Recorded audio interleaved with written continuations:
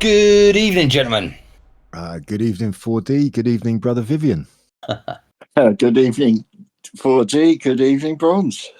It is Thursday, the 24th of July, 2025. Storm in a Teacup, episode 24. Don't the months fly by? It's already the end of July. Yeah. Yeah. Time flies when you're having fun, eh? Hey, Absolutely. isn't it?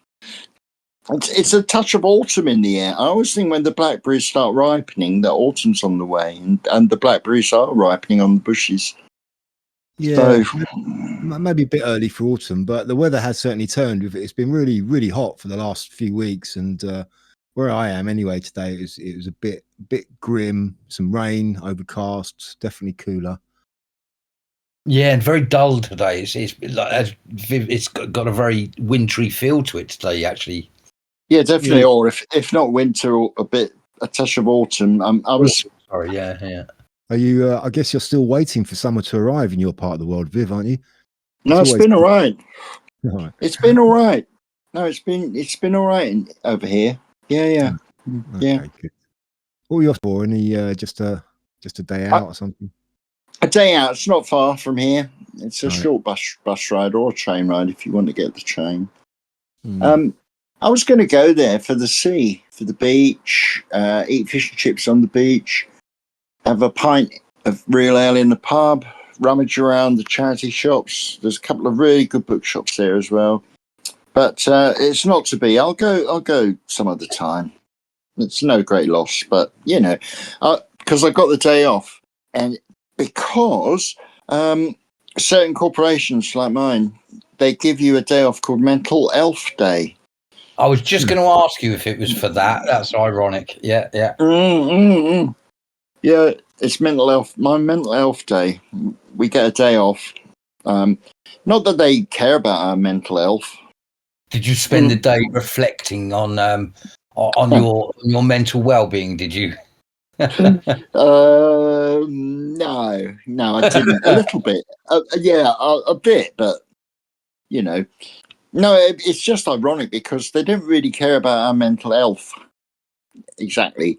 Not at work. I mean, we're allowed to be abused and shouted at, and we don't get the protection that other public-facing workers get, which is usually something like, we will not tolerate abuse or insults from the public to our workers.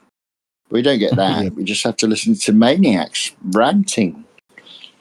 Yeah, you need far more than one day to really have a break from that, don't you? Mental health, indeed. I need the rest of my life, mate. Yeah. The news at the moment is that Hillary Clinton needs a bit of a mental health day. Well, didn't we already? Yeah. Wasn't that already obvious? I think that was obvious already. But yeah, it's kicking off, isn't it? It's really kicking off. Yeah, and you know, before we get into it, I was going to say, because it was something I was sidetracking when I was thinking about it, that Sky Australia, or Australia Sky, whatever you call it, is the only one where, if you want to call mainstream, it's the only mainstream channel that I see breaking all this kind of stuff that you don't normally see on any other channels. And it's very interesting. I wonder if one of us will have to do a deep dive into Sky Australia. Is it separately owned? Is there an anomaly with Sky Australia? Because they seem to be the ones, and I see they did the story on Hillary Clinton. They also did the story the other day on Obama and the administration. And I just thought, oh, wow. You know, it's been like this for the last couple of years where I've seen things on Sky News, Sky Australia. Yeah, I think they've been like that as long as I've been aware of them, and I think they are a separate entity. I mean, Sky in the UK is just as bad as all the rest of them, but Sky Australia isn't. So yeah, they're definitely set apart in some way or another to be able to do that. There's not the control. Yeah, indeed. It seems very different, doesn't it? Yeah. I mean, they're kind of more. They're a bit more like I guess in this country GB News or Talk Talk TV. I don't know how controlled they are. They probably are controlled to a certain extent, but they do certainly put out put out the interesting stories that most mainstream doesn't. Yeah, and it's just interesting that they come under the Sky umbrella, and Sky are probably one of the worst. Obviously, BBC being worse than them, but they're one of the worst. So the fact that they don't seem to have the same reins of control over Australia is just, to me, very, very interesting. Yeah, don't know. I don't know the details of why that is, but yeah, it's not gone unnoticed. Always seeing clips of Rita Panahi turning up with her, and she's always having a go at all the obvious stuff that's going on that nobody else reports on. Yeah. And that's it. And so, so we've got this news a couple of days that they're looking into Obama's administration, and the names that the three of us have heard of: Clapper, the James Comeys of the world, the Lynch, Loretta Lynch, all the old names from sort of back when his first presidency was in operation. But again, names that I only heard because of the whole Q thing. So I just wanted to sort of throw that in there, that all this Hillary stuff and all this Obama stuff, it's stuff that, again, Q had mentioned many, many, many years ago. And it's very interesting that within a couple of days, both of those big names have been in the news for, it's all Epstein collusion sort of rolled into one coming out. It's very interesting, isn't it? Well, yeah. I mean, like you say, those names, because they're all part of the Obama era, that that's why they were kind of mentioned back in the day. I became aware of them through kind of not indirectly from Q. I used to listen to a couple of people who would do sort of comment on the Q drops when Q was dropping a lot. And those names would come up a lot with those guys. There were people like who was it, Praying Medic, and the other guy, In Pursuit of Truth, iPot. Those were two guys I used to listen to who would always sort of be commentating on the latest Q drops. And yeah, those names always used to come up quite a lot back then. But yeah, it's I mean, Tulsi Gabbard has come out and just released these documents, and Trump is coming out outright and saying, yeah, they're guilty. There's no doubt about it. Yeah, Obama's guilty, and it's treason. There's no like, well, we'll see what happens. Like he says quite a lot. He's just come out and say it. He's just come out and said it, and it's like, wow. And Tulsi Gabbard has said, yeah, I've got loads more. I've got loads more documents just waiting to be released. It's like, oh, this is getting really spicy now. Really interesting. And just going back to you mentioned Epstein there. I think that will be encompassed in all of this. Yes. It's all connected. Everything's connected. And I think it's they wanted to go after this lot first because they knew that Epstein would be linked to it somewhere down the line. And it did make me think about the famous Saving Israel for Last. And I did kind of speculate that if they had gone for Epstein and he's reportedly had ties to Mossad, maybe that would have been not the avenue they wanted to go, because it would have meant dragging all of that information in before they were ready to deal with that. They wanted to go around and get all these other things sorted first, Maybe. Yep. Yeah, I mean, that's plausible, isn't it? That I mean, it's odd that the Epstein thing, by trying to hush it up, they've made it bigger. Absolutely. Yeah. The news is everywhere. It is. Yeah, it's quite very interesting. You got all and sundry just shouting Epstein, release the files, release the files. So for them to not know that wasn't going to happen is just ridiculous. Of course, they knew exactly that was going to happen. So you got to think it was deliberate on their part. The maneuvering and manipulation. Yeah. And it kind of I think it kind of put a lot of people really off balance, just by everyone was expecting him to go the Epstein route, and then he sold everyone a dummy. He fainted to go one way, and then he changed direction and went another way, and all of a sudden everyone's like, whoa, what's happening? And then boom, we get these Obama documents dropping, and it's like, holy cow. Everyone's just completely been caught off balance. It's quite funny. And as Viv said, it's Trump's special skill in where he'll talk about something in a way to make sure more people talk about it, and that's definitely what happened there. And I noticed, I think I said it to you guys, maybe we mentioned it last week. Tommy Robinson seems to have taken the same advice, where he was saying about going to Epping and stepping in and helping the locals in Epping. And then a couple of days later, he gave, which I thought was a reasonable reason for not going. He said, if I go there, it's going to be about me, and I don't want it to be about me, so I'm not going to go to Epping. But I thought to myself, the clever thing about that is by saying it, you've already inspired other people to go. So whether you're there or not, you've done what you said. You probably have brought 100,000 people along, Well, yeah, I mean, I think it was the right thing not to go. I don't think that would have made matters any, because as he said they're winning. They don't need me there. They're winning anyway. And as you bring Tommy into the conversation, I can just start to see the very beginnings of possible convergence going on here, with things. With who do you see? Yeah. Well, with everything that's happening in the US, like really heating up over there, things are heating up over here as well. Everyone now this whole migrant hotel thing is catching on. It seems a lot of people are starting to really become aware of this and to get activated about it. There's other protests going on.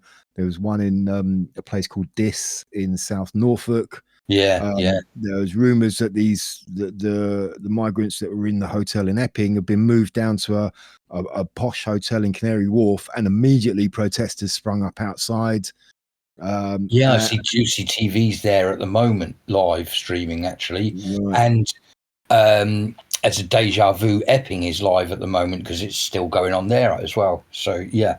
Yeah, I mean, I'm a bit concerned about. Well, first of all, with regards to the convergence, this thing coming up on the 13th of September, the Tommy event. I think, well, this is a focal point for everything that's going on right now, and I think that could be absolutely massive.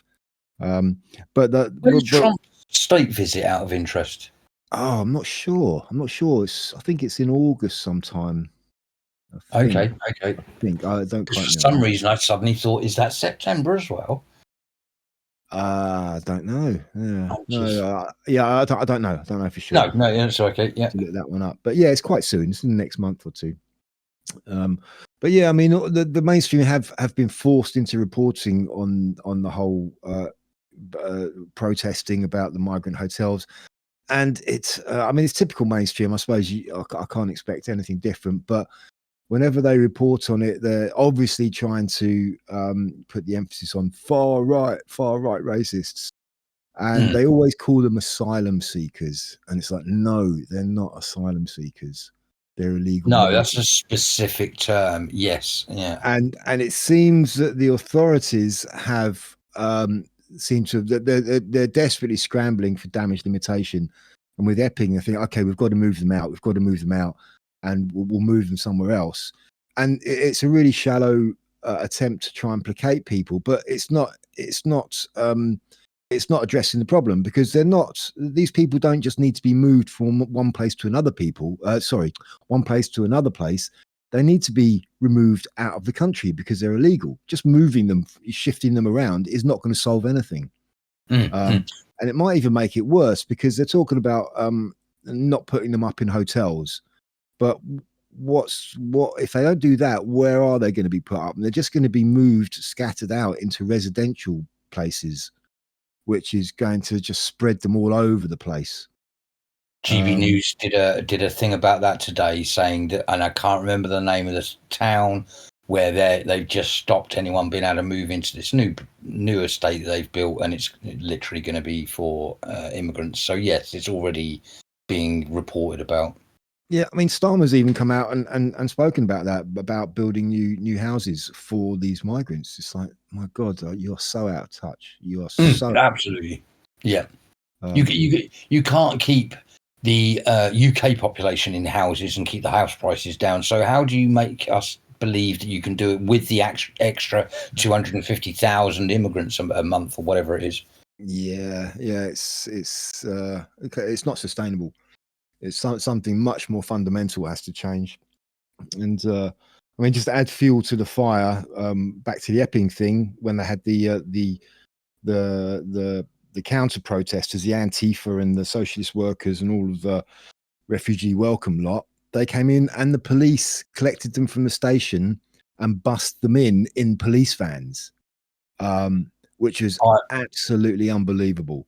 Why did they do that? And that's when all the problems, all the violence started, when they did that. So the police are now actively helping them. I was watching live on Sunday, and I should have. I'm not very, as everyone knows, I'm not very good with computers. If I was, I would have recorded the bit I was watching and put it out myself, because everything you just said happened. But also there was this one piece which was the most bizarre that no one's actually commented on, and it was when they brought a single woman, and she was surrounded by about 30 police officers. And they walked her from a police van quite a few hundred meters away and walked her to the hotel. She stood there, said some things, riled up the crowd, had the usual yellow communist paid for sign, and people started swearing at her, and it got really, really angry, to the point that police all got into their riot gear, sort of thing, surrounded the woman. And remembering at the Bell Hotel at the moment, not only is there lots of police, but that means there's lots of police cars, and there was also vans all around her where she was. They didn't put her in a van, they just stood around her. They stood her there for about, I'd say realistically, for about 10 minutes. And then from the Bell Hotel, they walked her for about half an hour, 45 minutes, from the Bell Hotel all the way through the main town centre and up through a housing estate. The only reason for them to have even thought of doing this would be to parade the woman through the town and almost try and get someone to do something for the cameras. Yeah, they're inside trying to incite violence so they can blame it on them. That's exactly what's happening. And it was just one woman with about 40 police officers around her, going up for about half an hour around the town. And I thought, if people could see this, they'd really understand how bad it is with the police. But again, people are mentioning it, people are noticing it. It's not going unnoticed. Yeah, I mean, Nigel Farage, to his credit, came out and made a point about it as well, called for the resignation of the police chief of the Essex police force. So he's highlighting it, which is good. But yeah, it's just the police are unbelievable. It's what they're doing. They're the enemy of the people now as well. And that's what everyone's saying. Yes. Yeah, I mean, as if people, if they're really trying to foster trust, which they're losing at a rapid rate, trust with the population, they're going the wrong way. People are they're losing trust by the day. People are just starting to see them now for what they are. Shocking. It's shocking. But yeah, I mean, I'm kind of hoping that, like I say, yeah. Oh, Viv, you're back. Are you on the same timeline? Are you on the same space-time continuum as us yet, Viv? I'm not sure. Oh, you're better. How's that sound? Yeah, is that better? Yeah, I think so. Yeah. Yeah. I'm on the same. I'm on the same continuum. Good. All right. Yeah. Very quickly, just to put it in there, ironically, we were both wrong. It's the 17th to the 19th of September, Trump's visit to the UK. Oh, right. Okay. Yeah. Right. So that means there's going to be loads of protests. The idiots are going to be paid to come up. Yeah. But no, going back to that Bell Hotel, it's very good. It's spreading the word around the country. Them trying to move the migrants into London. 2CTV and other people are already on top of that, so it's kind of stopped them moving them anywhere else as well. That it's going to put the police and the government in a real predicament. This one. Yeah, they're already in a predicament. You missed all that bit, but we were basically sort of summing up what was going on with Epping and the other areas around the country that have. There's no way out for them. No way out now. Yep. How can they not see that though? They're just in a massive. Nothing they can say and do are going to stop what's coming. Yeah. It's waking people up one at a time, and the domino effect is it's more of a snowball now. I think that's it. We've reached that pinnacle point now. Yes, accelerating. Things are accelerating for sure. What I was going to say about the moving to the Britannia Hotel is a terrible idea. Because do you know how I worked in Canary Wharf?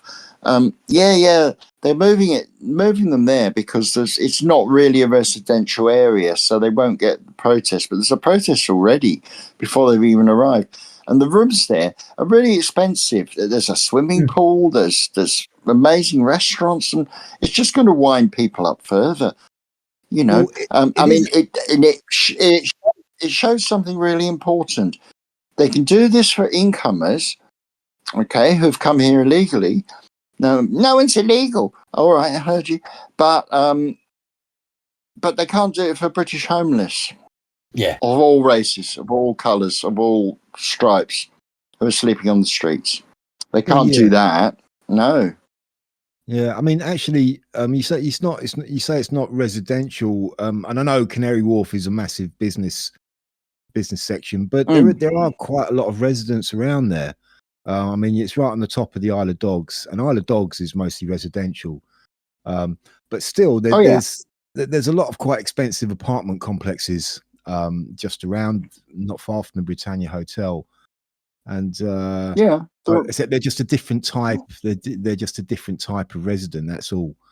But even they're voicing concerns apparently, and all of these the companies that run these residential blocks, which is quite telling, have issued a statement and said, yes, our residents' safety is the utmost importance to us, and we're going to review our security and this, that, and the other to make sure everyone's safe. And it's like, well, why are you doing that if they're not safe? So they're kind of admitting that that these illegals being moved there are making the area less safe. Yeah, of course. Canary Wharf is you won't see police there either. I never saw a policeman there when I worked there because they have their own private security. That's right. Yeah, they have checkpoints going in and out. If you drive in there, you can walk in, obviously, but if you drive in, then you drive through security checkpoints. Sometimes they stop you and just sort of check. They do this kind of swab test, like on your on the handles of your doors, just to check for any chemical sort of things, explosives and stuff like that. Yeah, I know. And they look under the car. I've seen it all. Yeah. I mean, maybe the actual regular police presence has grown, but I never. All of us used to notice this that there is a private security force there, and they do dress like policemen, which is a bit disconcerting. They look like police, but they're not. When you get close, you realise, they're not police. Isn't it against the law to impersonate a police officer? And isn't that really impersonating a police officer? No, because their uniform isn't the same. It's just a vague similarity. They wear kind of dark blue and they have the same type of hats, but they don't have the white checkerboard and all of that sort of stuff. So, it's like kind of you get these private security around certain areas. That the homeowners in certain wealthy areas hire private security. And they drive around in their little cars, and they're dressed. They're it's like traffic wardens. You could probably mistake a traffic warden for a police officer because they vaguely wear the same kind of clothes. It's like that. Yeah, that's right. Really, yeah. But yeah, got to protect the financial interests. Got to protect because it's most. Hello. Oh, Bronze has gone. Oh yeah. No. Sorry. Yes. Yeah. Yeah. What else has been going on? Oh, there's quite a lot. I mean, there's a lot of bills going through Parliament at the moment. Quite worrying bills to do with internet security and that kind of thing. Checking. Checking people's actual names and You know, basically, an anonymity on the internet is going to go. That's the intention, anyway. Right. That's what they would like. Whether it happens, not sure. Not sure. Well, that makes me think of something Not quite sure. interesting. That makes me think of something quite interesting that happened a while ago. Well, a few months on Truth Social. Okay, they introduced this update, which kind of sent all. They added a few features, but the whole notification alert thing just went completely haywire, and I was getting all these subscription alerts from supposedly channels or accounts that I had subscribed to, which I hadn't subscribed to any, but I was getting loads and loads, and most of them were from Donald Trump's account. Okay, and it was just the update. The update was shit, and so I complained to them. I wrote them an email and said, you know, this, that, and the other. Please stop this. Blah blah blah blah blah. And they came back to me and they said they didn't offer me any, you know, any solution or anything. They just basically came back to me and said, "Are you using a VPN?" And I said, "Yes." And then they said, "Well, try switching off your VPN and then log on." And I thought, what? That's not going to make any difference. That's got nothing to do with the problem. Why are you telling me to do that? Ooh. I just thought, I know why you're telling me to do that, because you want my personal data. Although it's got absolutely nothing to do. That's right. They want to harvest your data, of course. Yeah. And I just thought that is absolute, that is really shit. And of course, they sorted it out. They can even do that in the second it takes you to then log in and then turn it on. Sorry? They can even take your information in the 2 or 3 seconds it takes you to go to the site and then turn the VPN on. No, my VPN's always on. So no. But if you did what they asked you to do, right? Oh yeah, absolutely, right. Absolutely, yeah. But of course, I didn't do it. I thought, no, that's what are you talking about? So it only takes a couple of seconds for them to take a screenshot of everything in your computer. Then I don't know about everything in your computer, but you can get your IP address, and they can find out all sorts of stuff. Your IP address, the MAC address, the ID of your device. They can find out what operating system you're using, where you are through the IP address. They can find out who owns that. So the company who owns that is the internet service provider, and through them they can find out all your details. You know, so yeah, they can find out all sorts of stuff about you just for a nanosecond, just logging on for a second. That information is already there. It's already logged. Right. It's not like it's not like they can look into your computer and see what's on your computer, but I'm sure they'd like to. Got you. Yeah, got you. Oh no, it's annoying because I've certainly in the last couple of weeks my VPN has not been operating very well, and I've had to turn it off, turn it back on, change location. I don't know if it is the VPN or my internet connection, but either way, I've had to manipulate that a few times. Yeah, well, I believe you got the same VPN as I do, and I've not had any problems with mine, so it's quite possibly your internet. Because you did have a problem a couple of weeks ago when we were having a conversation, didn't you? We were having all sorts of, you know, it was screwing around with everything, so it might be that. Yeah, fair enough. Yeah. But yes, they absolutely. I mean, it goes without saying they want to know everything about you on the internet. They want to take away your internet, all your internet freedoms, because that's massive to them. Yeah.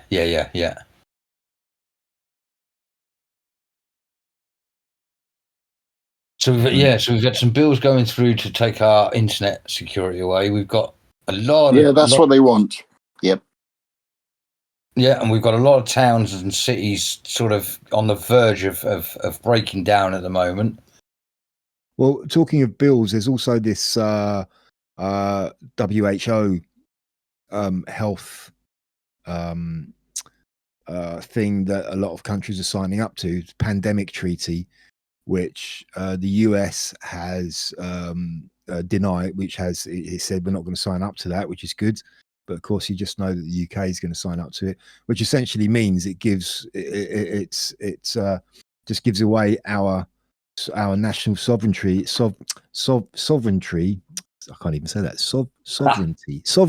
Thank you. when if the WHO suddenly declares there's a new health threat, a new pandemic, then it can just take control of all the countries who signed up to it and tell them what to do, which is really, really scary. Yep, very scary. The bill I'm talking about is the Data Use and Access Act 2025, which has pretty much gone through. It's gone under the radar, but I posted something on it on Substack, so hopefully people will notice. I'll have to have a look at that. So much is trying to be gone under the radar at the moment. That's the problem. Yeah, and now they're about to bugger off for 6 weeks for their nice holidays not back till September 1st. It's all right for some, right. isn't it? Yeah. Oh, it's lovely. It's like school kids. They get the same holidays as school kids, don't they? I think that's quite... It's telling. It's very telling, isn't it? Yeah. Same mental abilities. Yeah, I mean, you'd really think the state of the country that they would say, no, we need to really, cancel holidays. Let's sort out what all this crap that's going on. But no. The country's going down the pan. Everything's going crazy. We'll just pop off for holidays for 6 weeks. They can't be wrong, though. They can't be wrong. They're not wrong, you see, not to themselves. Yeah, of course not. They're not. They're never wrong until they're wrong. Yeah.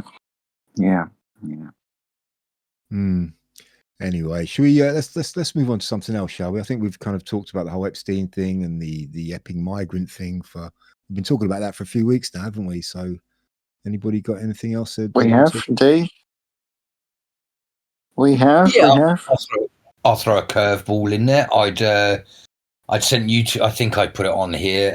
The Why Gravity Is a Lie thing. I'd watched it on YouTube on a Cleo Abram channel, and I just because I've loved to.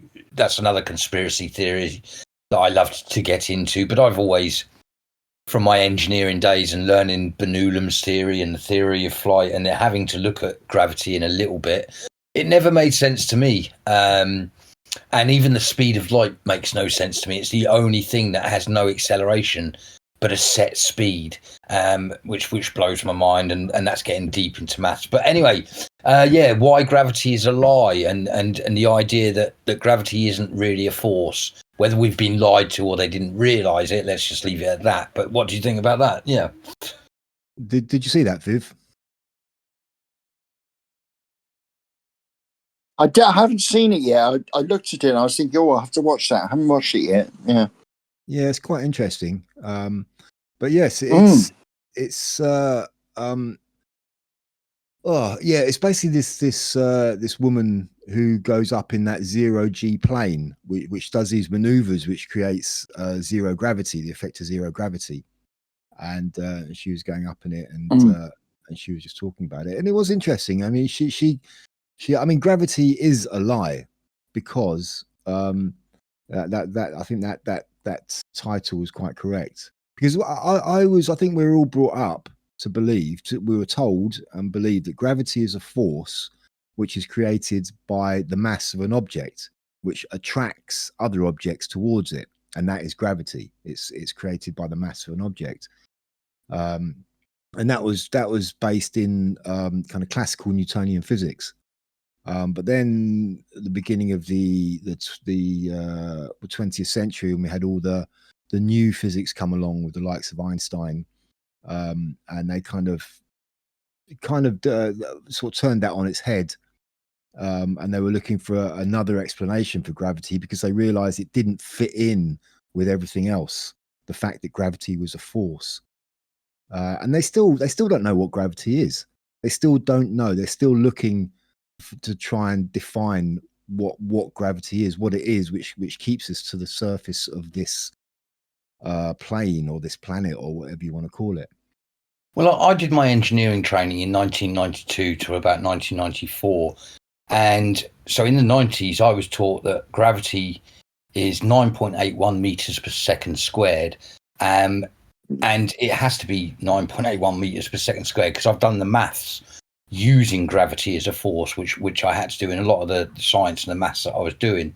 So not only were we told that it has a tangent value, 9.81 meters per second squared, but also the acceleration and the terminal velocity of a falling body due to gravity. So there's all these maths that is supposed to make sense, but clearly they made the maths make sense just to give gravity. And to just put in a point about the woman in the plane dropping down in this zero gravity plane, the main point she's making about that is that all forces are there all the time. Mathematically, if a force exists, we need a number, an equation for that mathematical force. And the problem, or the main problem that she was pointing out with gravity in that particular point, was that when you go to zero gravity, there is no gravity. You're now floating, zero gravity, and you can't have a force that's there sometimes and sometimes not. You have to have an equation to tell you why that force is not there anymore, and there is no. It makes no sense mathematically to have a force that under normal circumstances has a power of 9.81 meters per second squared, but under certain circumstances its value is zero. It makes no sense. Yeah, I mean, I think it's that mathematical equation, it does nothing to explain what gravity is. No, all it does. I mean, I think that's a valid equation for the effect of whatever it is. That's right. On the surface, on ground level, you know. So you can measure things falling, and you can come up with this mathematical equation because it all works, because it makes sense. But it doesn't actually explain anything about what gravity is, and that's the whole point, I think. Yes, you're right. Absolutely right. So, sorry, go on. Yes. No, you carry on.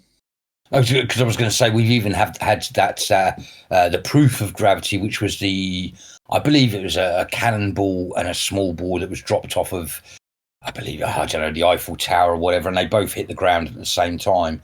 But now with more accurate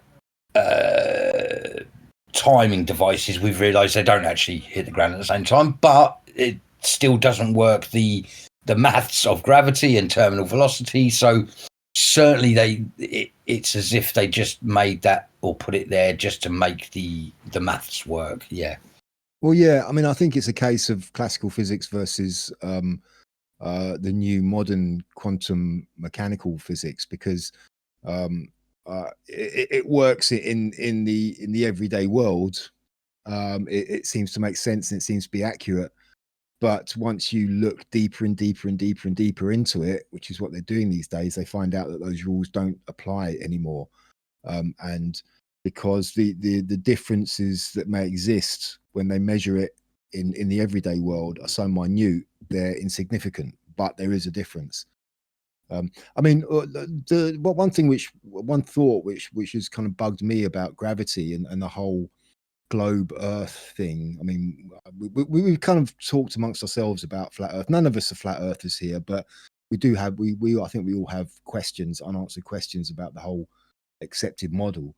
Yeah. And one thing about it is that relates to gravity, is we're on this this globe in this vastness of space, which is a vacuum. So relatively small. Our planet is a tiny, tiny, tiny little speck in this massive vacuum. And why doesn't everything on the surface of the planet just get sucked out into the vacuum? Of course, the answer is because of gravity. Gravity is keeping us stuck to the surface. But then take it a bit further, you kind of think, okay, well, the majority of the surface of this planet is covered by water, right? And water is very, very heavy, as we know. If you just try and carry one of those water cooler things around, they are really heavy. So if you think about the power that gravity has to be at to keep the water on this planet stuck to the surface, that must be a huge force. And then you apply that huge force to us frail little, our frail little bodies. Surely that force would crush us. the same force that is required to keep all this water from being sucked out into this vacuum of space is the same gravity which is keeping us here. Absolutely, yeah. Centrifugal force is a very, and that is a proven force, and we can measure that. But centrifugal force is huge. So with a spinning device, if you were to put sand particles on the outer, if you were to take a bike wheel off and put it the opposite way down to spin it on the ground, put sand on it, they would get flicked off at such a powerful rate because of the centrifugal force. Thus, as Bronze is saying, you'd need a very, very powerful force to break centrifugal force. But also, we're in a vacuum, which, forget us and the things that we've built on the planet, but why does the air even stay here? And you guys, you're going to have to remind me, because my days of school are behind me quite a bit, and I can't remember. I know that the moon, we spin around the moon, and the moon spins around us. That's the days, and we spin around the sun. That makes our years. How fast is our world supposed to be spinning? Because I can't remember what the point of that was, or how fast or slow that is. I think the Earth is spinning at the equator somewhere around 1,000 miles per second, I think. Oh, so it's really fast. We're supposed to be spinning. Yes. And does that mean the moon is spinning with us? Because if it's not. Well, it is. Yes, the moon is spinning, right? But this is the weird thing about the moon as well, because the moon spins around the Earth, okay? And the moon, like the Earth, spins on its axis, and so does the moon. But, right, this is the weird thing about the moon. We only ever see the same side of the moon, which means the spin of the moon is absolutely coordinated to its motion around the Earth. Okay, so as it moves around the Earth, it's spinning so that the same side of the moon is always facing the Earth, which is just a bit too perfect for me. Well, if we're spinning and the moon's spinning, then you'd look up in the sky and there's moon. It wouldn't be there all the time, would it? Because you're both spinning. Well, it's not. No, but it's not there all the time, because we don't see it all the time. We only it's at night. No, at night when it's there, yeah. Because my world, my planet that I'm sat on is spinning, I would see it, then I wouldn't see it. I see it, I wouldn't see it. See it, wouldn't see it, wouldn't I? Well, it depends on the speed of the rotations, which are obviously account for how we don't see it all the time. Well, no. It means that the moon has to be spinning at exactly the same speed as us. And what I was going to point out is that can't work, because if the moon was spinning with us at that 100 miles an hour, whatever speed you said, the moon would get thrown away from us. Like, none of it makes sense. Oh, right. Yeah. I mean, the moon is spinning on its own axis, but it's also rotating around the Earth. So you've got two spins to account for there, plus the rotation of the Earth. But yeah. I mean, that's another thing. Why doesn't the moon just get? So the gravity, right? This magical gravity, whatever this is also holding this celestial body, which is outside of our atmosphere.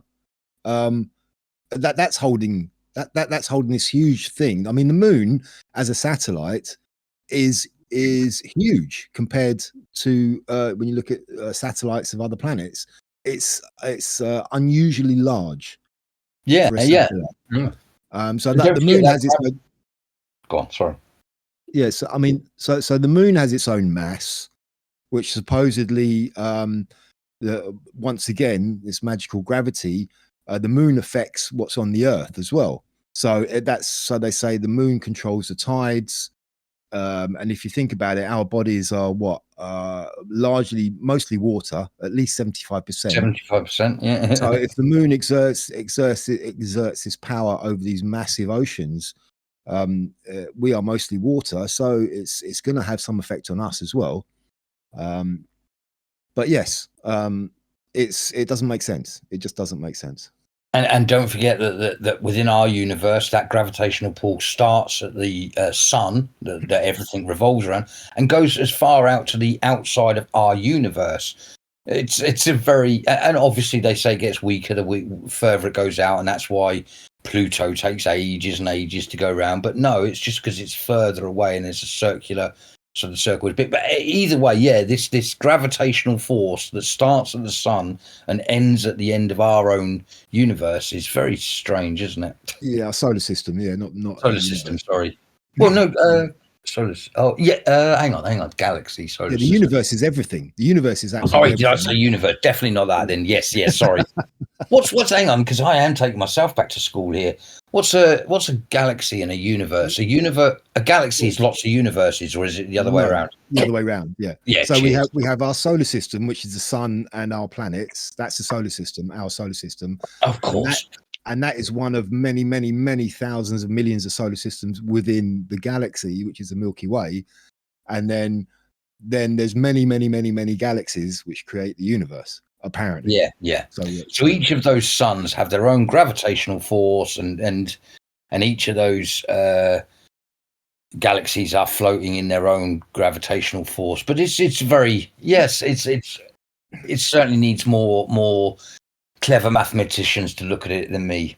Yeah, well, I mean, it's become so theoretical now because they can't prove anything. They cannot demonstrate proof of theories anymore like they used to, because it's also fantastical. And they come up with all of these things like kind of string theory and this, that, and the other to try and mathematically explain things, but they can't prove it because there's no way they can prove it, because you can't set up an experiment to prove these things.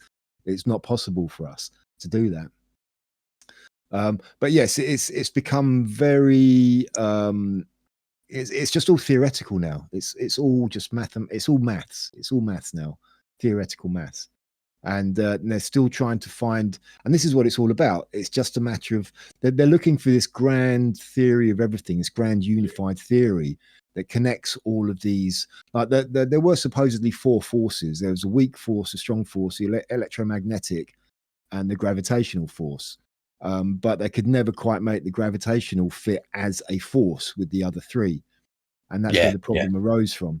Because that's what that woman in that video about gravity sort of went on to, when she started talking about Einstein, and he started trying to rethink it in a way. Instead of it being a force, it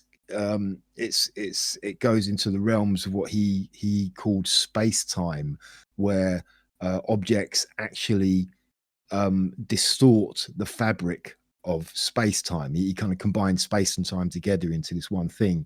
And everything moving through this space-time distorts the fabric of space-time. And so that's how, what was it she said that's how it kind of, it's like we're traveling through space-time, and we're kind of on this path, but everything around us that has any mass affects that. And that's how kind of gravity isn't necessarily a force. It's something that can be affected by other things and stop us. So when we're under the influence of gravity, we're on this path. But then when we stop feeling the effects of gravity, we're in 0G, then we're stopped.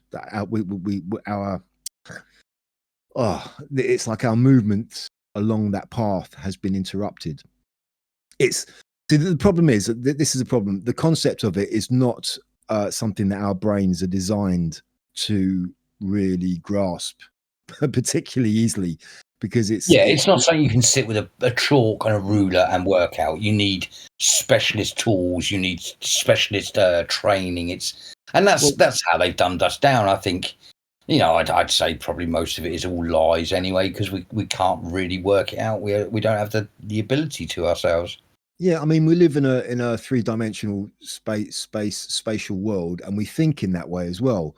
But all of these things they're trying to work out are beyond that. It's like try imagine yourself living in a 2-dimensional world where you just have forward and back and left and right, and you have no concept of up and down. Just trying to kind of get your head around that is really difficult to imagine that. And that's kind of what it's like. We live in a 3-dimensional space, up, down, left, right, forward, back.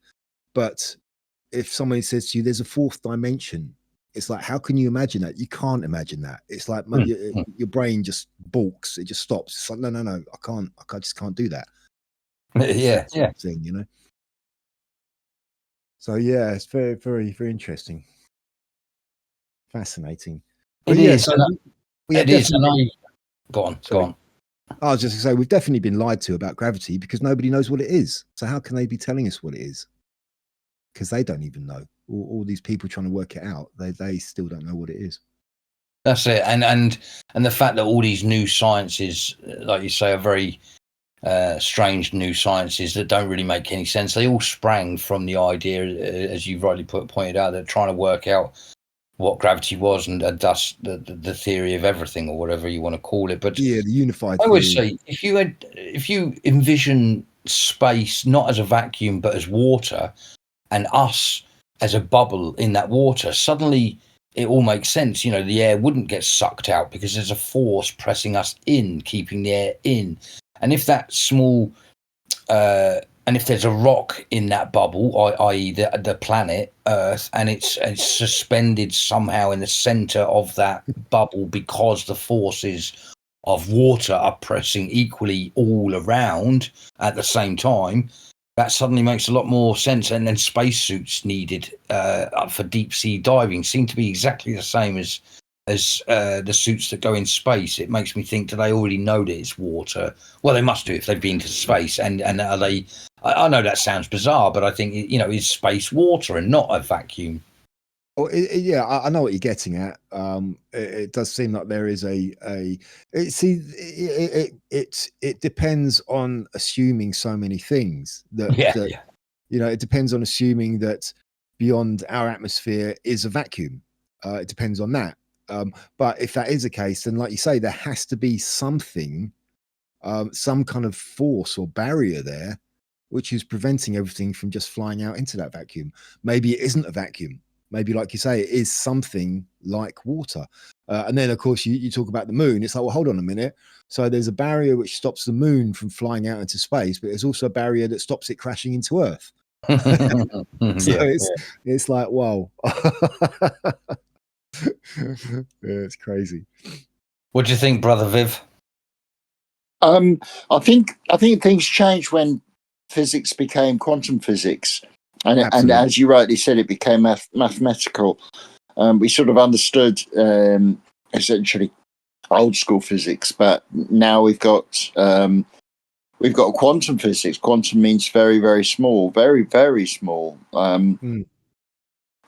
So it has become theoretical. Yes, it has. And so no, they don't really know anymore. Something very interesting. I read a book years ago. You're probably aware of it, Viv. I might have mentioned it to you. It's called The Tao of Physics by a guy called Fritjof Capra. Yes, I know that book. Yeah, and he was a physicist, and he was sort of dealing with all these subatomic sort of quantum mechanics and stuff. And one day he was sitting on a beach somewhere, and he had I don't know, some kind of moment where he had some kind of moment of clarity, if you like, where he kind of saw everything as one, right? And he started looking into Eastern mysticism, things like Taoism and Buddhism and so on and so forth. And he started to realize that there are parallels between the teachings of these ancient Eastern philosophies and what they're now just starting to discover through science and subatomic physics. And he said the parallels were there. It's just that they've been saying this for thousands of years through these philosophical teachings, and now science is starting to come to the same conclusions. It's a fascinating book. It was really interesting. Yes, I know that. I know that book. I haven't read it, but yeah, I know it. Yeah, it's good. It's a good book.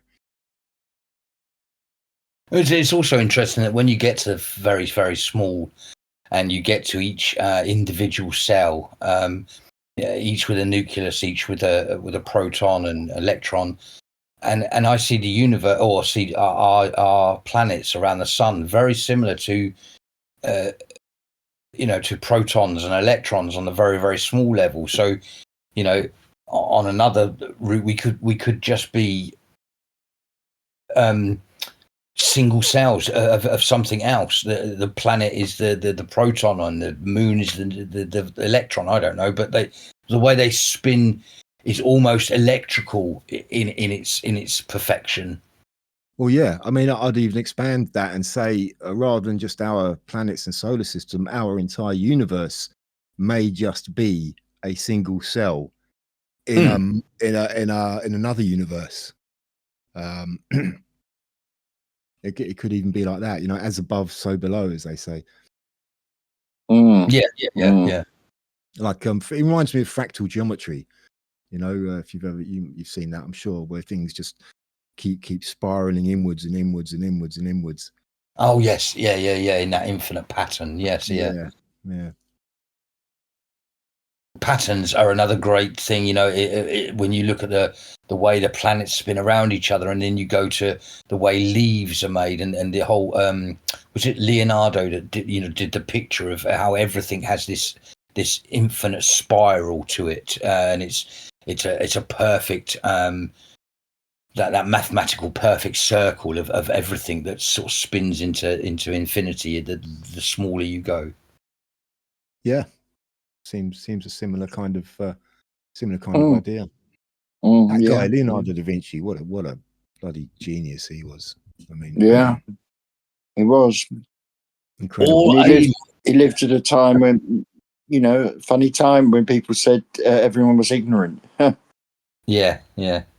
Yeah, I mean, the word genius, I think, is overused, but undoubtedly he was a genius. Absolutely, no doubt about it. Well, it's a very difficult concept. I often think of, was it Archimedes in the bath that sat in the bath and worked out that the water was rising? Was it him? Yeah, he's the guy who supposedly shouted "Eureka" and then ran down the street naked. yeah, okay, that's out of his bath and ran down the street naked shouting "Eureka." Now, when you think of that as the concept, that he got into the bath, saw it rise, and went, oh, hang on, now I can understand displacement, and now I can have a mathematical equation to that. It's not, and he's known as the godfather of that, and he was a genius. But by today's standards, that's not very genius. You know, I could have worked out at 5, 6, 7, 8, 9 that, oh yeah, I'd sit in the bath and the bath rises. So that means, you can so it's very hard to comprehend if these people were geniuses or just slightly above their time, because that they worked out things that we kids can kind of grasp these days. Does it say that we're infinitely more clever than them, or that we've? Well, I don't know. I don't see a contradiction there, because I was watching a documentary about the in World War II, Station X, the decoding station they had in England, where they're set where Stephen Turing was okay. With the Park, where they were trying to decode the German Enigma machine, and they're interviewing some of the people who were still alive who actually worked there. And they were talking about Stephen Turing, and they had one of the guys who was working there, one of the code breakers, and obviously he had to be very smart to work there to be able to deal with that. And he was talking about Stephen Turing, and he said Stephen Turing was a genius. And then he went on to explain what he meant by that, which I thought really summed it up very well. He said everybody who worked there was really smart. They were very good. They're all very good at breaking codes and seeing patterns and this, that, and the other. But the thing was, somebody could come up with an idea and say, how about this? All right. And this guy said, what made Stephen Turing different is somebody could come up with an idea and he would say, that's really good, that's really clever, but I could have thought of that. He said, but Stephen Turing would come up with stuff and he would say, I would never have thought of that. And I think that's a good definition of genius. It's someone who comes up with ideas or concepts that nobody else can, or nobody else would have. And you can go back to the time of Archimedes, and maybe that he was a genius at that time because he was coming up with ideas and concepts that nobody else would have done at that time. They just see a bit further, or they just they just see things differently. They're out of the box in terms of their thinking. Interesting. Yes, I like that. Yeah. Hmm. It's the idea of paradigms, scientific paradigms, and they become set in stone. And not only scientific paradigms, but all kinds of paradigms. It's there, it's sorted, it's done. We have it.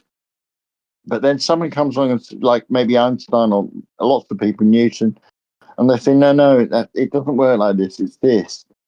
And then there's a lot of there's so much block from the established figures. But eventually the truth comes through and the paradigm changes. And then that's set and that becomes set in stone. And so someone else comes along and says, no,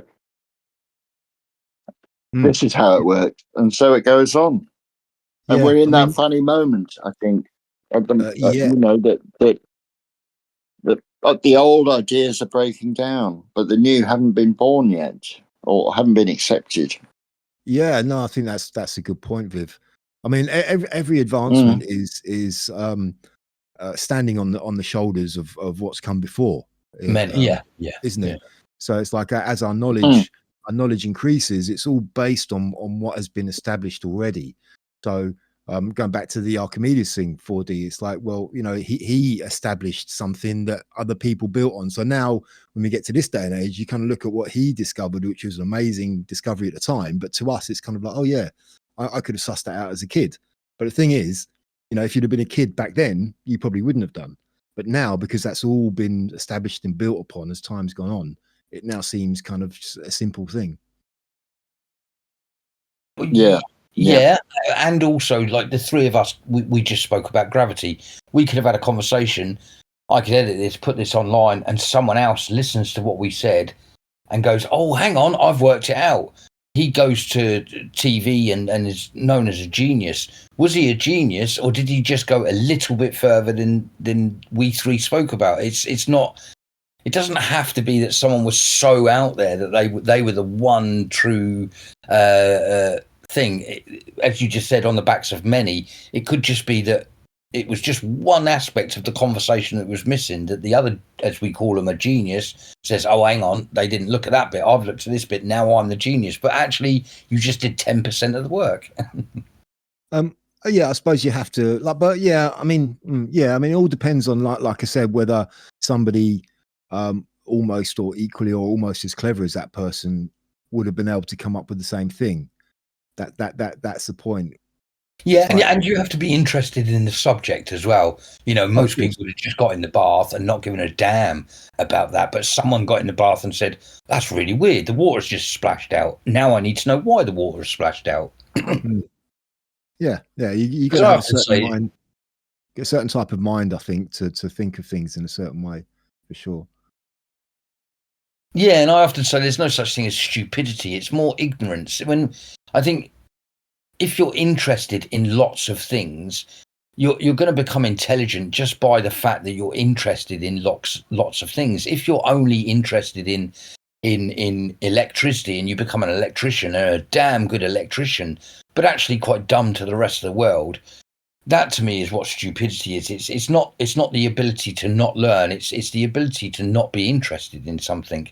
Because I think we're all humans. We all have a great brain on top of us. I've often said I can't get computers, and I think it's because I'm not interested in learning. I'm clearly intelligent enough to learn most things. It's just that one thing my brain goes, no, can't be asked with that, and so it doesn't learn it. It's not very good at picking it up. Reversing in cars. I often said I'm great. I can drive forward. I'm really good forward. As soon as I go backwards, my brain goes, no, can't work that shit out. You're not going to be very good at that. Yeah, I mean that's something I discovered. I kind of came to the same conclusion years ago. I mean, as a musician, I discovered when I first started playing, obviously I couldn't play at the very beginning, but I had the will to do it. And it's all about practice. It's all about applying yourself and putting the effort and the time in to do it. And if you do that, you're going to get better, and you will get better and you progress. And if you're not interested, your will isn't there to do it. And so you won't progress. You won't get better. You won't learn. And each of us have different interests. We each want to do things, and we don't want to do other things. So that's the way it goes. It's all about having the motivation to progress, to push on and do some hard work about learning something. And if you're not interested, you only do something well if you really want to do it. If you're not interested in doing something, you're not going to do it well. That's what it boils down to. Listen, just to change subject change, if you don't mind, something really banal. But something. Do you remember, like a while ago, I asked you about what's the best or the worst meal that you've ever had? Yeah. On that same theme, I was just thinking, we all like a cup of coffee, the three of us. Do you have a recollection of the best cup of coffee you've ever had? I think from the machines, from the barista machines, maybe in Spain. Although Spanish coffee can be a bit weird, but just to clarify, I don't necessarily mean the best quality coffee you've ever had. But sometimes you can just have a cup of coffee and it's just exactly the right thing at exactly the right time, and it really hits the spot. I don't think I like coffee enough to be able to say that, if I'm honest. If I'm honest, I'm more of a tea drinker. I can remember times where I've sat back with a cup of tea. I am a proper English. Yeah, I do like my tea. So I'd sidestep that on. Yeah, I'd sidestep it on saying that I'm not actually that into coffee. I'm into. To answer you, I like really cheap. I'm not a proper coffee drinker because I like cheap coffee. I like what I grew up on, which was this sort of freeze dried coffee. It's not even real coffee. You're a heathen, 4D. Yeah, you're a heathen. Yeah, You're a Philistine. Instant coffee. I must admit, I drink instant coffee, and I drink it first thing in the morning just to give me a jolt after sleep. I find it doesn't have that effect for me in the morning. It just I've actually stopped drinking coffee at home anyway, because all it did was make me want to pee. About 15 minutes later, I just have to and also I thought, maybe because the whole thing about caffeine as well is like, do we really need caffeine? If everybody associates it with having, even tea or coffee, they're both caffeine. I do the same thing. I wake up in the morning and have a cup of tea. It's the first thing I do. And you associate it with that to wake you up in the morning to get you going. But isn't that a bit of a, do we really need to do that? If you stopped doing that, and you got rid of this kind of reliance on caffeine, would you, do we really need caffeine? Is it actually a good thing for us? Well, that's the point. I mean, there are many things we don't need, but that we want, and certainly that we become addicted to. I'm certainly addicted to coffee. I get terrible headaches if I don't drink coffee. Yeah. I think that may just be a temporary withdrawal, though. It is, yes, of course it is. Yeah, that you would you'd pass through that, because the same happened to me. Because I recently I stopped drinking coffee, and then I thought, let me try some decaffeinated tea. So I'm trying to cut out all of caffeine. And the first day I didn't drink, because I've drunk tea pretty much every day of my life, and coffee as well. And this must have been the first day since God knows when, which my body didn't have caffeine coming into it, and it gave me a headache, and I got a terrible headache. But I carried on not drinking caffeine, and it was fine after that. I mean, decaffeinated tea tastes like crap, tastes like dishwater compared to caffeinated tea, in my opinion. But and I didn't really notice the difference. I still get up in the morning and have a cup of tea, decaffeinated tea, and I didn't really notice much difference. I always feel crap in the mornings anyway, so it's like, yeah, okay. Well, see, I think that when we talk about addiction, I think it's more humans we're very habit forming. And I think there's a fine line between addiction and habit. Now, and I think you just pointed out there when you said, I get up in the morning, I have my coffee, it wakes me up and I get on. And then you just said, but I've had the sort of decaf and it's fine. And I think actually what we haven't worked out as humans is that you're not addicted to the caffeine. You're used to having a hot drink in the morning, and so that habit is now what your brain likes. It likes conformity. It likes habit. And I wonder how much now I'm an ex-drinker, as I don't mind saying. I was an alcoholic, and I'm not an alcoholic now, but I still like the odd drink of whiskey, or I think when I was out with you guys, I had a shandy. I quite like the taste of that, and I don't now go off on a binge and get drunk. So, and I wonder how much of it is that I broke the habit, or did I break the addiction? Well, I think it's all psychological. A lot of it is. There's obviously physical aspects. Addiction. See, I think the difference between being habitual and being addictive is a bit. Something being addictive is where you have a physical need for it, whereas habitual is a psychological need. Obviously, addiction also contains the psychological aspect, but being doing something out of habit is not a physical addiction. It's a psychological need, if you like. I think that's the difference. And with you, I think obviously you don't have the physical need, and you've broken the habitual side of it because you stopped altogether. And fortunately, I mean, with things like that, I think that, the longer you do something like that, the harder it is to break the psychological bond. That's why when and mate, I don't know how long you drank for, or how long you've not drunk for, but maybe it was just you didn't do it for a long enough period for it to really embed itself. Oh no, I drank for a long time. No, I think that was definitely embedded in there, shall we say? Oh, okay. Well, I mean, that's really good. I think that you can. Oh yeah, I'm dead proud of myself anyway, so that's really cool. But like even going to sleep, so some people sleep for 5 hours a night, some people would sleep for 8 hours of sleep. You probably only require 4 or 5 hours. Now, but again, it's an addiction. It's not an addiction. It's a habit. So someone has got used to having 8 hours sleep a night will carry on for the rest of their life having 8 hours sleep, whether they need it or. And now, so are they addicted to having 8 hours sleep, or are they in a habit of having 8 hours sleep? I think that's different for everyone, because I mean, the only way to really kind of judge that is to go to sleep when you feel. Yeah, that's the point.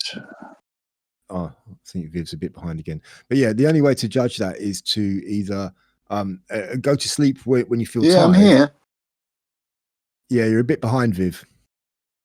Oh, am I? Okay. Yeah. So, as I was saying, go to sleep when you feel tired, and wake up without being woken up by an alarm or anything. Just wake up naturally.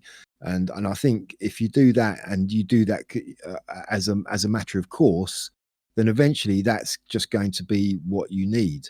If you can keep your routine fairly regular in terms of what time you go to sleep and then what time you wake up, I think your body will just adjust, and you will wake up naturally as when you're ready to wake up. But that's a symptom of modern society now. Everybody has to wake up to go to work, or to do this or to do that, so they set their alarms. So quite often that can really screw up your natural rhythm. Well, okay then. So the question should be, maybe my question should be more than, what is the difference between habit and addiction? Are they not one of the same? No, I don't think they are. Like I said, I think addiction is a physical need, a physical and psychological need, whereas habit is just psychological. Okay, yeah. I think I'd need longer to think about that one, actually. Yeah, I mean, a habit can be anything really. It doesn't have to be something you're addicted to, does it? I mean, well, sleep is driven by nature. Apart from circadian rhythms, the body and all that, you know. Yeah, true. Yeah. I mean, like I said, it's different for different people. Some people can get by on just 4 or 5 hours of sleep a night. and other people need 8-10 hours. And also it changes over depending on how old you are. You know, it's like when you're a teenager, all you want to do is just stay in bed for 12 hours a day. Yeah, sleeping was a bad choice. I suppose I was just trying to say that I think addiction and habit are a very I'm wondering how different they are. You're saying I listen and get what you're saying about the difference between them, and I'm wondering if that is the case. Yeah, well, I mean, you can talk about habits. A habit, you can I don't know. You talk about people's bad habits. Someone might bite their nails. That's a habit, but it's not something they need to do. It's a completely psychological thing. The person biting their nails would disagree with you, and that's why the habit is a habit. But no, they don't need. But it's not. Yeah, but they'd say, "Well, you know that. Well, yeah, okay."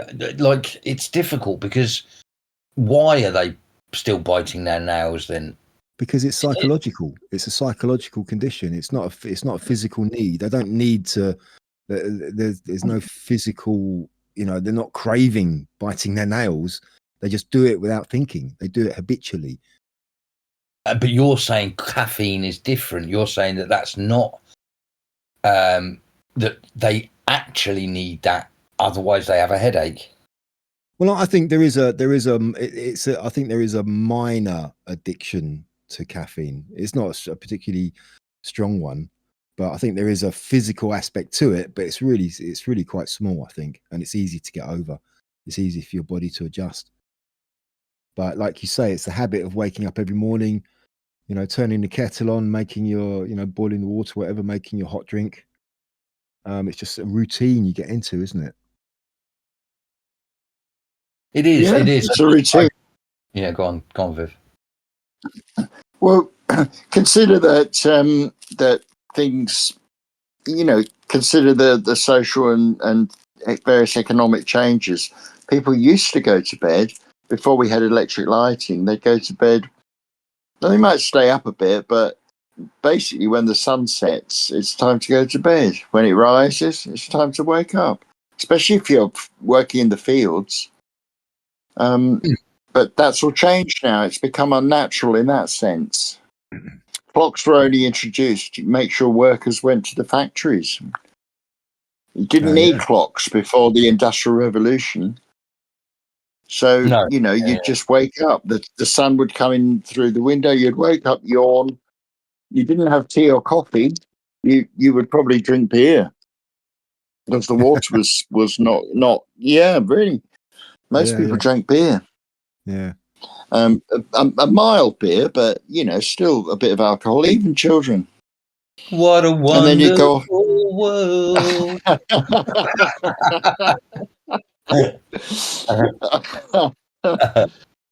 Yeah, well, you know, I was saying the other day at Stand, we went for lunch, and I said, you know, I wouldn't have minded too much living in the 19th century or the Middle Ages even. I mean, at least you'd be left alone pretty much to be a lord of the manor, and you still have to pay tribute and tithes. And yeah, it was fairly shite in a lot of ways, but then again, you would be left alone. You'd be living a natural life.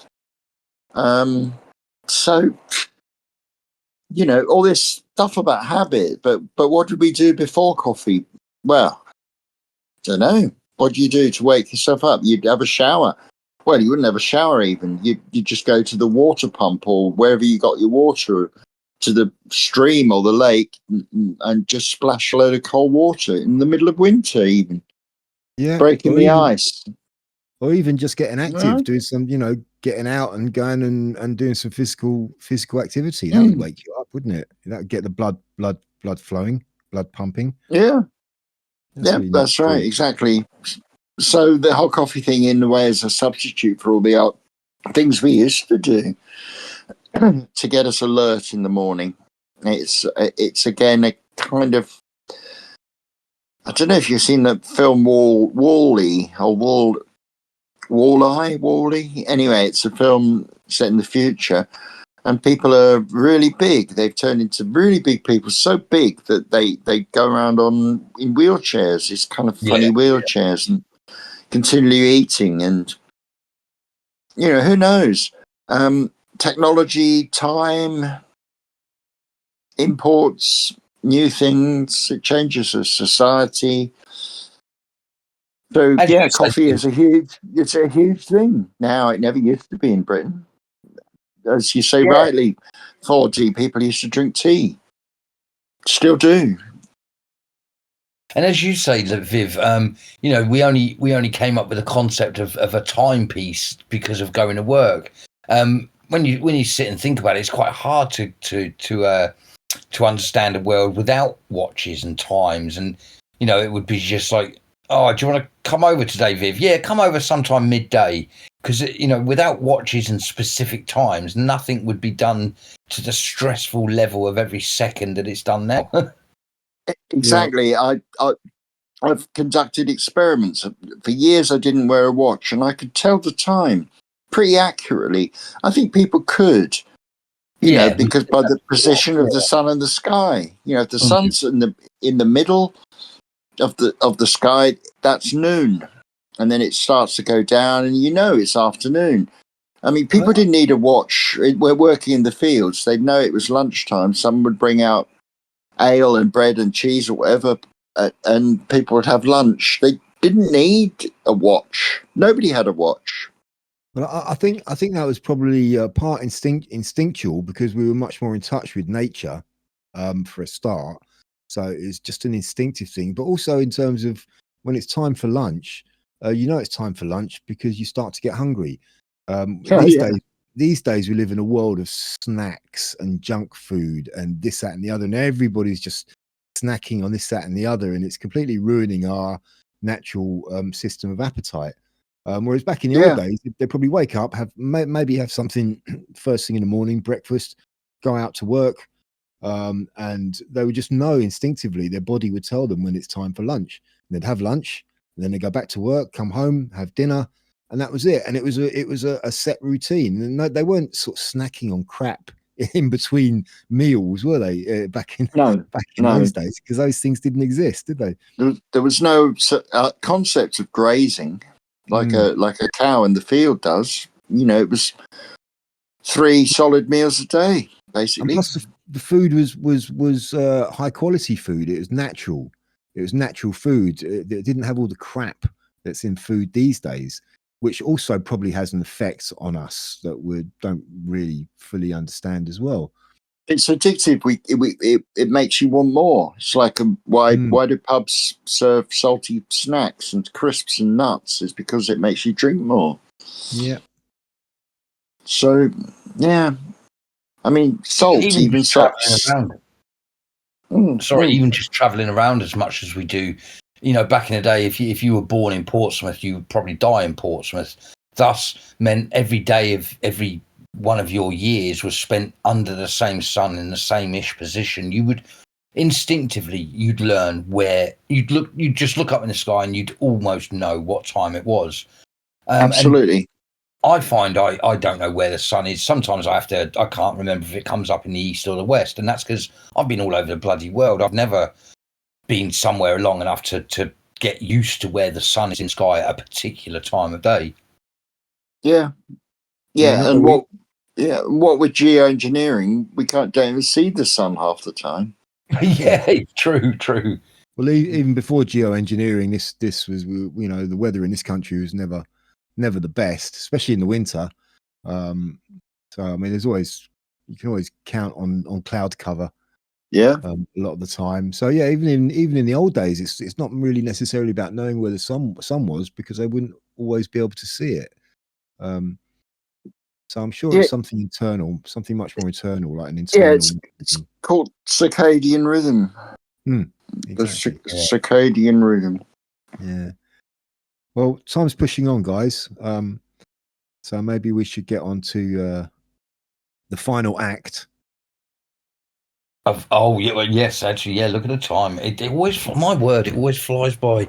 I was just about to break onto another subject, but no, we haven't got time for that. So yes, Ronnie Barker.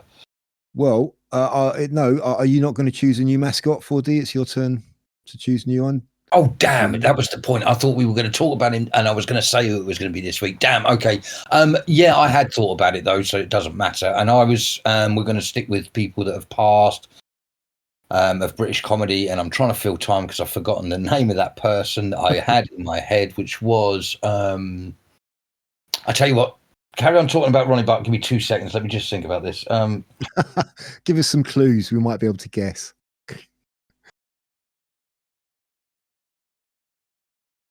No. Oh, Severus Snape. Alan Rickman. Thank you, Rickman. I was gonna say, should we talk about Rickman? He's got loads going on in his past. I don't know. Are we okay? I thought we were doing comedy because he's not really he wasn't a comedic guy, was he? But, oh, sorry. So it's not. We're sticking with comedy. Well, yeah. Okay. I mean, yeah. No, I don't mind. I don't mind, but I don't really. I don't really know much about Alan Rickman apart from Harry Potter. So no, you're right. Yeah, let's stick with comedy. So another great from. So I'm going to have to look at the 80s or 90s and someone that's not with us now from the 80s or 90s that I know something about. Let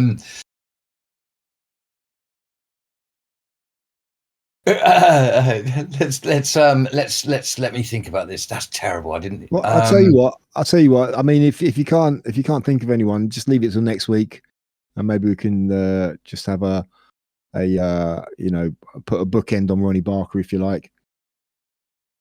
Yeah. All right.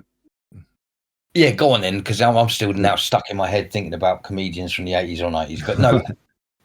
Well, did you have you watched any more stuff from Ronnie Barker 4D? You said you were going to be watching some stuff. I haven't done anything this week at all. I've had such a busy week with family stuff, unfortunately. But no, I didn't even watch. Although, to be fair, I held off on Porridge because you said I was going to lend it off of you anyway. But no, I didn't watch any more at all. All right. Okay. I've kind of ruined this subject, this part, haven't I? Right. No, you're right. Mm. I'm trying to remember as well. You did mention someone last week. One of the greats of comedy, British comedy. Oh well, didn't you mention Les Dorson? Didn't you? I did. Yes. But it is 4D's cool this time, so it is indeed. Yeah. Well, okay, my call is let's go for Les Dorson. I like that because I know. Yeah, let's go for Les Dorson. It doesn't have to be my call. I like that one. Yeah. All right. Okay. So Les Dorson was I was going to say the last thing I saw Les Dorson in was, ironically, Ricky Gervais's Extras. Was he in that? If you've never seen the episode of him in Extras, I recommend it. It's so funny. Are you sure you're not confusing him with the other guy, Les Dennis? I am definitely confusing him with Les Dennis. You're right. Yes. Damn. Yeah. Dorson. Now I'm going to have to look at. Carry on talking. Oh, we are bloody useless, aren't we? Well, yeah. God, yes, him with the big face, with the big screwy up face. Of course. Sorry, I totally. Yeah. You're right. I missed. I think he harks back to the days of sort of smoky comedy clubs and variety clubs, and he's a real old school comedian, Les Dorson. But I don't know who it was. Again, this is probably your era more than mine, but I know that he played an old woman. There was 2 old women, and I just remember being so young. But the thing I loved about that, for the young age that I would have been at the time, was he used to move a boob up or down or something. Like he'd have his arms crossed and he'd just like grab one of his boobs and move it. And I remember as a sort of 6, 7, 8-year-old kid finding it absolutely hilarious.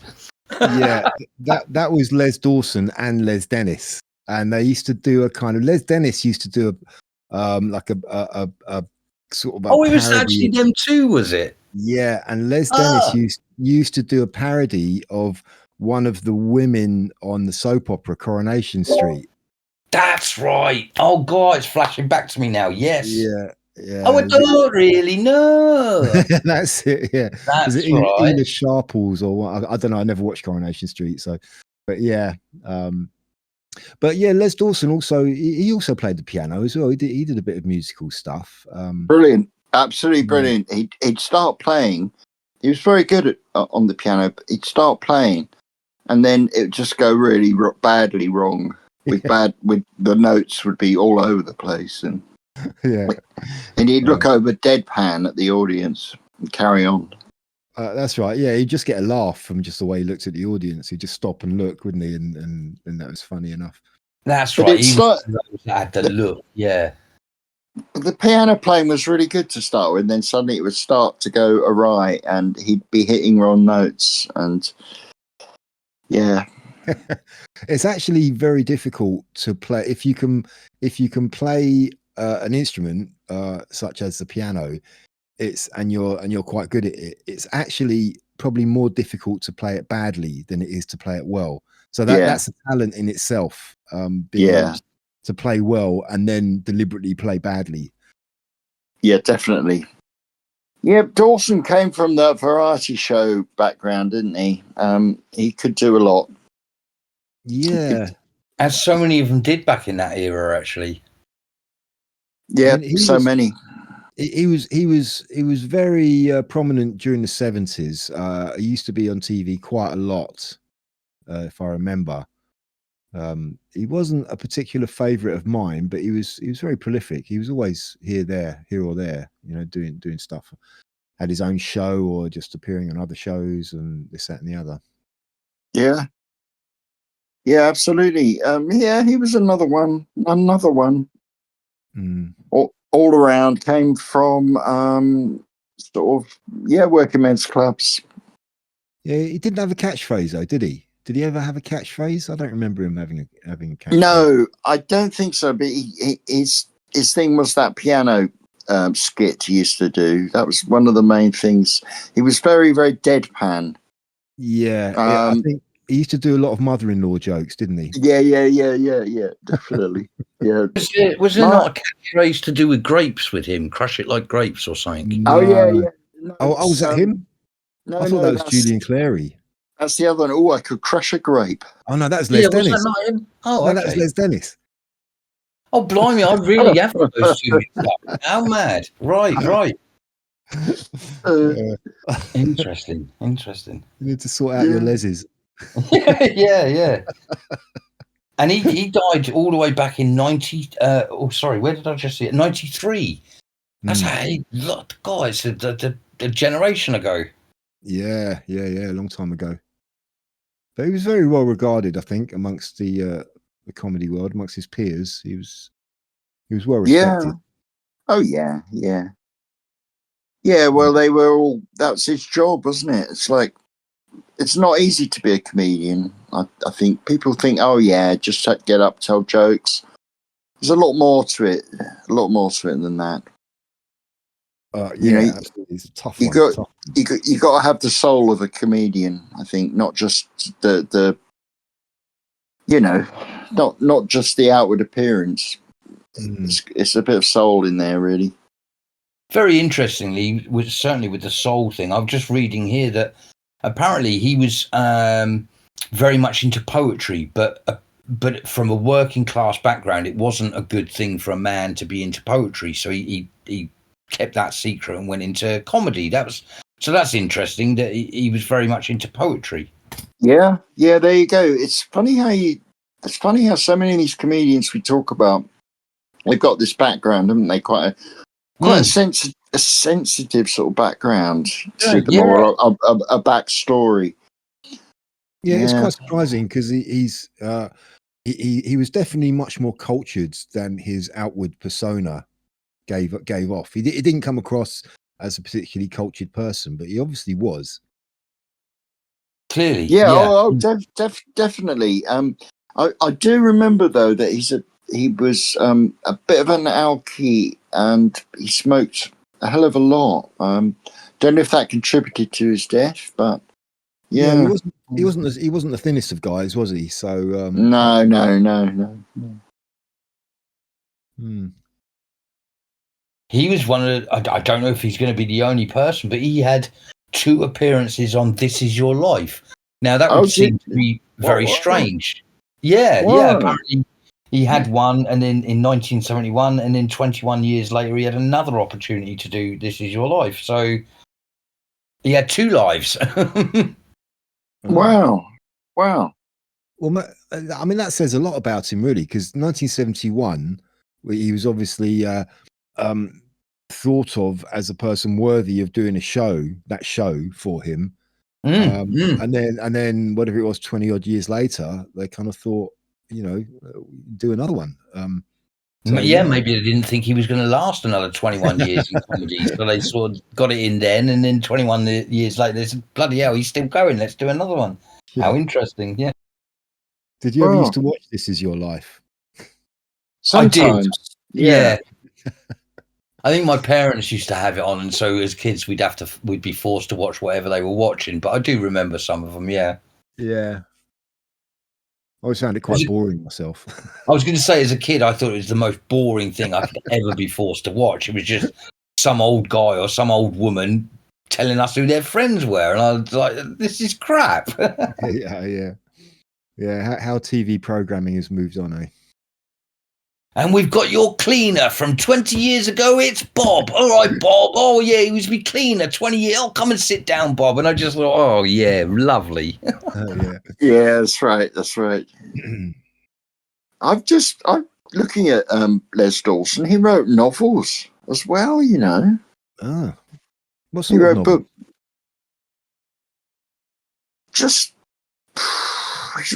They found one after his death. I'm just looking. He's written quite a few novels. I mean, it's very pantomime, isn't it? But where's this novel?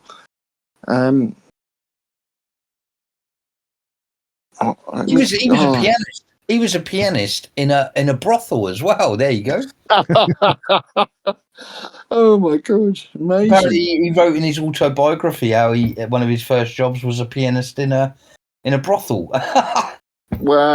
Wow, crazy! And that evolved into being a comedian. Yeah, that's absolutely amazing. There you go, Viv. Here we go. This has been written just for you. He started as a pianist in brothels, making a living as a pianist, evolved into comedy when he got laughs from deliberately playing the piano badly.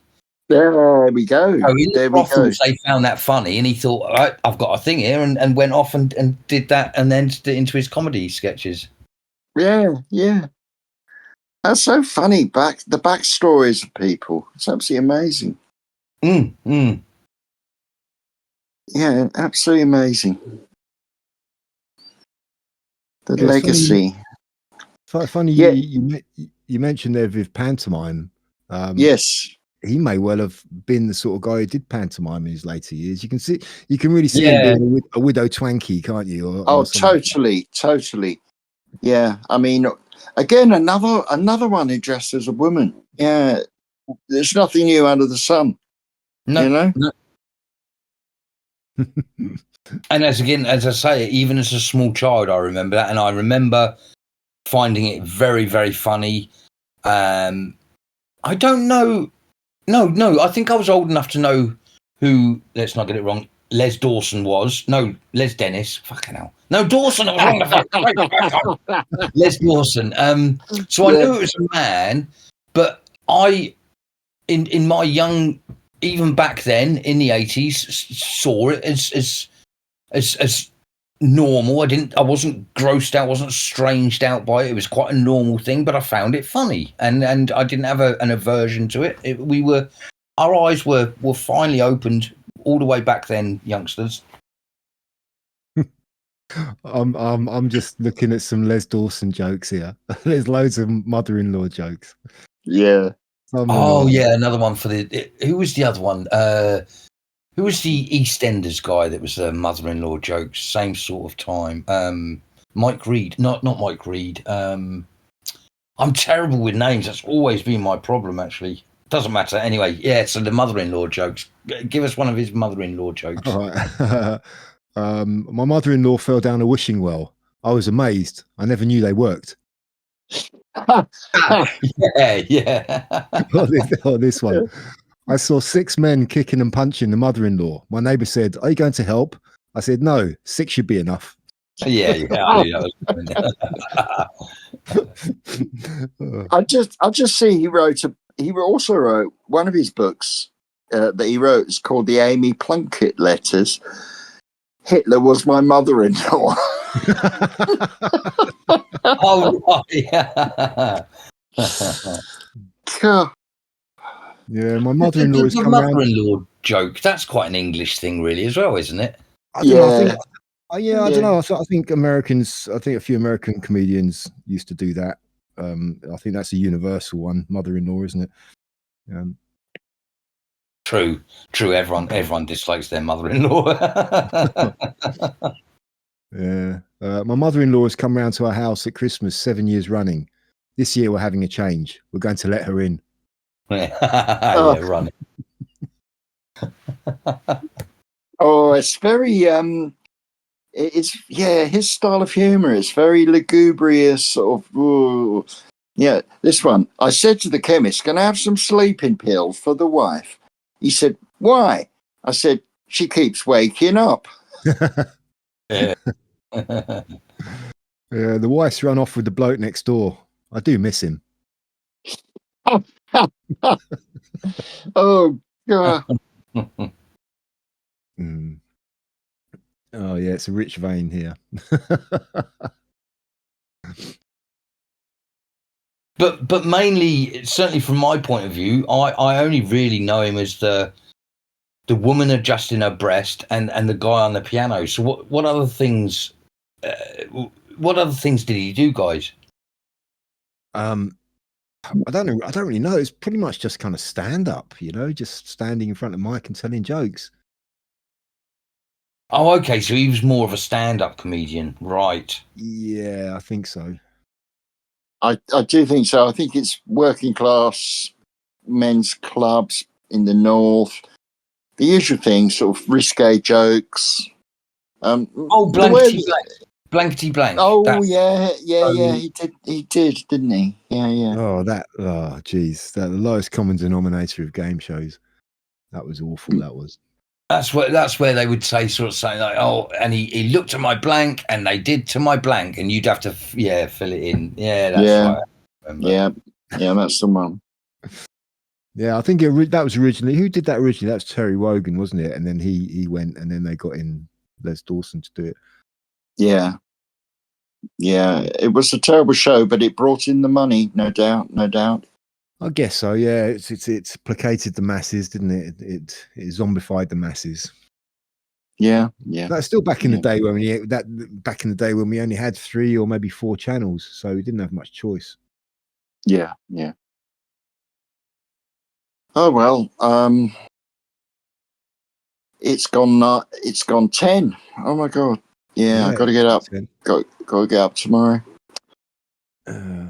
We've gone way beyond our, as we always do with our chatting, but let's close it up there. Well, just have a great week. Have a great week, everyone. Yeah. Okay, so let's knock it on the head there then. Yep. Well, all the best, people. All the best. Have a wonderful week, and on to the next week. Yep. See you next week. Yep. See you, 4D. He's blanking us. He's ghosting us. Yeah. All right, I'm off. I'll see you next week. Yeah, man. All right, all the best. Bye-bye.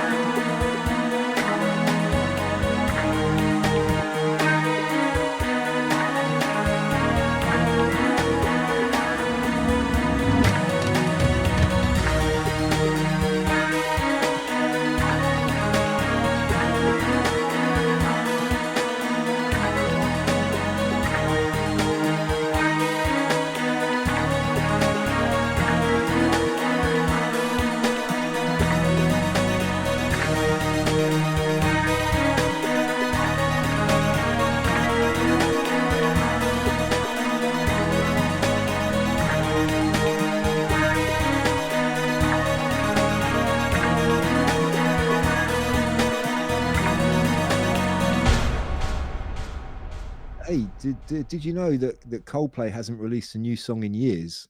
Then they make 2 new singles in one night. Incredible. I know what you're talking about there. Yeah. That was meant to be a joke, but